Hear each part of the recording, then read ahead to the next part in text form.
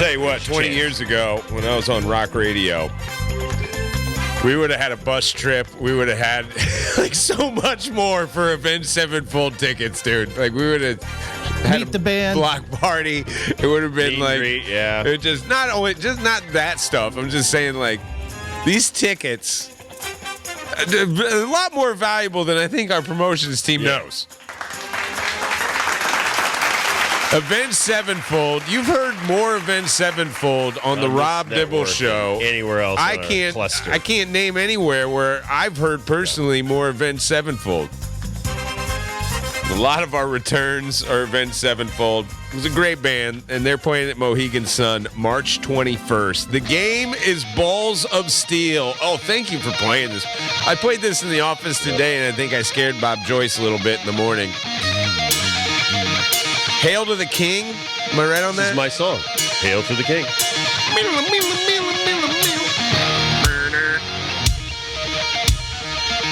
If you haven't been to a rock show in a year, 5 years, or ever, 10 years, this is one to get it out of your system.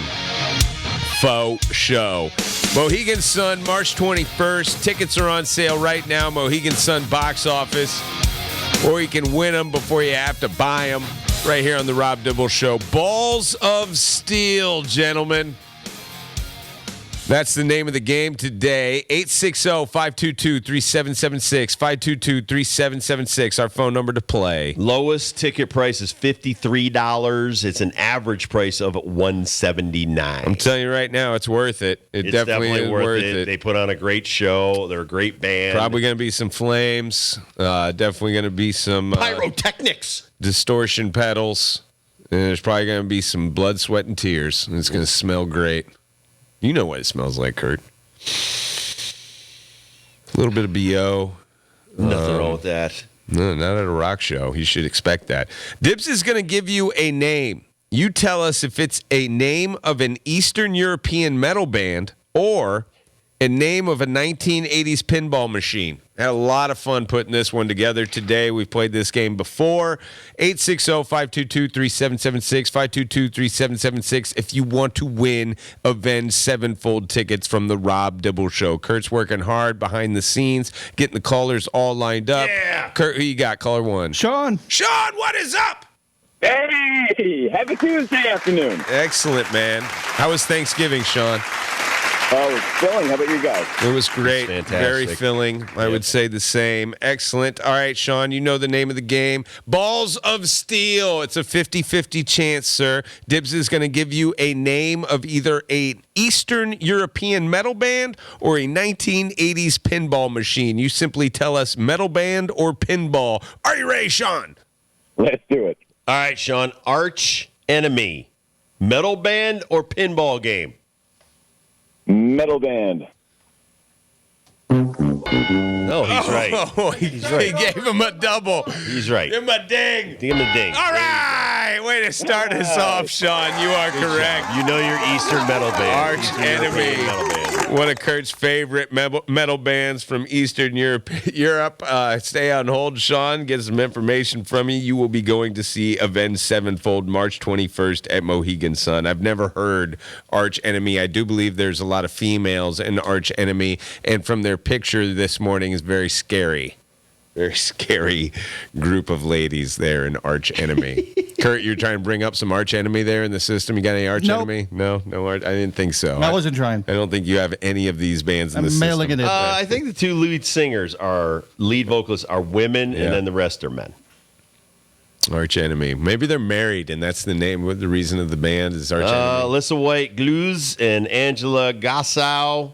On the guitars, you got Jeff Loomis, Michael Amat. You know any of those musicians there, Kurt? Chris Amat. Ring any bells? No, but yeah, I killed a lot of brain cells when I was working rock and roll radio in the 90s. 860-522-3776, 522-3776. Oh, I'm definitely going to start listening to them. Swedish melodic death metal band. That's right up your alley. Right up my alley. Put that in Pandora, and away you go. Once you say Swedish, I'm all over. Kurt, who you got? Joe, what is up, Joe? Not much, but how you doing? We're doing well, doing very well. Trying to get you to the Avenged Sevenfold concert. Dibs has got a name. You tell us, is that a European metal band or a pinball machine? Are you ready, Joe? Yes, sir. All right, Joe. Centaur. Centaur, is Pinball. that a metal band or pinball machine? I I'm heard going you. to say pinball. Pinball. There's your first time. Wow, 2 for 2. Excellent job, Joe. Stay on hold. Kurt's going to get some information from you. Yes, Centaur. Do you remember this Absolutely. pinball? I do too.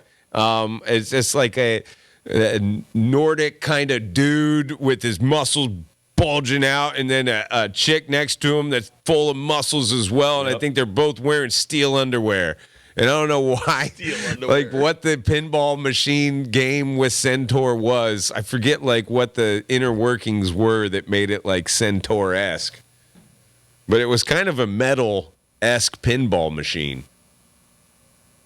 I like it. I played it live. I thought you were Googling it real quick. No. I thought you were bringing it up. Okay. Congratulations, Joe. Congratulations, Sean. We got room for one more Avenged Look at Sevenfold where we can winner. buy one.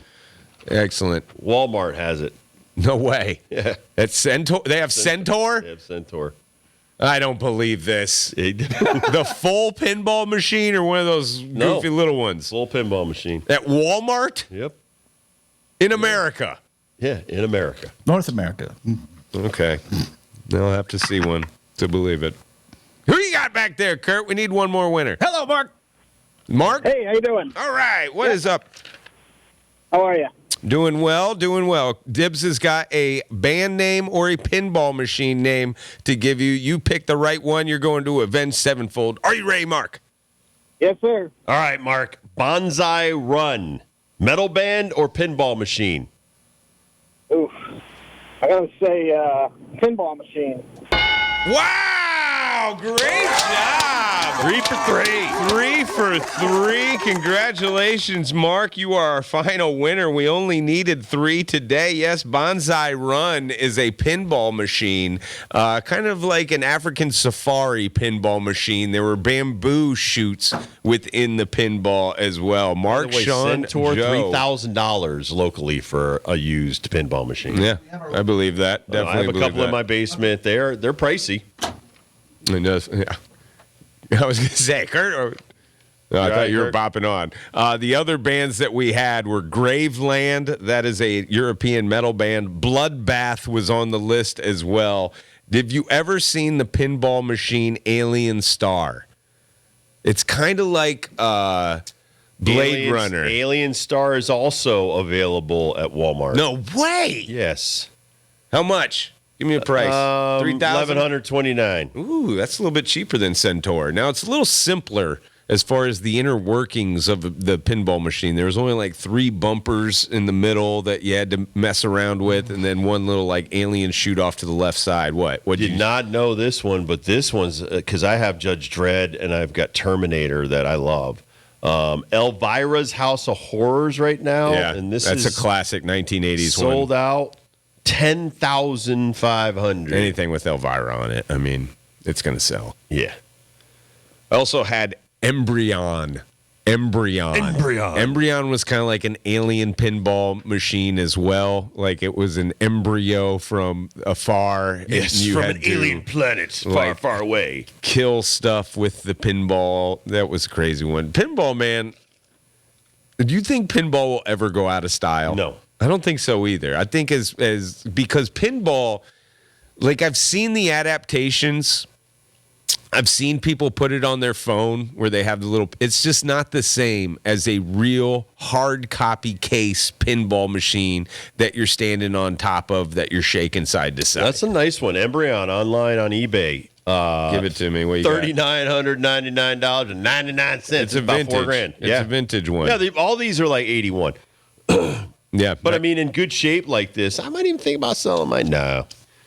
Let's see. What is this one? yeah, good shape. There's a lot of cool ones in the 80s.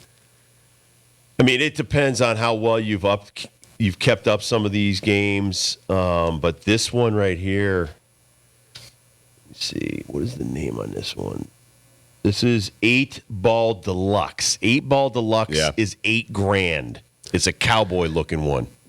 Right, and I do. Does now correct me if I'm wrong. Guy's got a pool cue in his hand. Okay, and isn't the shooter? I'm going to call it a shooter. The spring to like start the game. You know, isn't that a pool cue? I think it is a pool cue handle, or it may have been a gun. I forget which one. But the other thing on that, I do believe it's one of the first ones that had a multi-ball situation where you get more than one ball. At the same time. I think, is it Terminator or is it Judge? One of mine is a multi-ball. I think both of them do that. Yeah. Both of them do that. I love that. I love when you got like 3, 4, 5 balls in play. It used to be a lot bigger than what it is. I understand that. And I wish the kids would. You know what made pinball so great back in the day? And what has pretty simple dropped off? It's you and the machine. Not only that, you used to be able to gamble on it with your friends. It used to be such a big gambling deal in the United States that you had to be 18 to play pinball. In fact, in my research of state laws across this great land, there's a lot of statutes that still have 18 and older to play pinball within their township because of the gambling.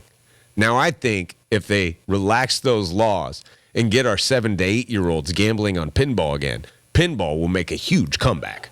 I think a lot of people are into pinball because it's just it's so cool. Not like they would be if they were gambling on it, though, Dibs. True. I'll tell you what, I'd watch you play pinball if Kurt and I were gambling against it. This is a modern 2023 machine called Avengers Infinity Quest Pro. Yeah. $7,000. That's actually. I'd like to see them coming back. Yeah. Well, very nice. I have seen them from recent movies. 6,700. I have seen them for sale in several stores out Christmas shopping today, and stores that don't normally sell pinball machines. And I'm not talking the baby pinball machine. No, we're talking the real big size one. The one thing about like pinball machines that I like, they're sturdy.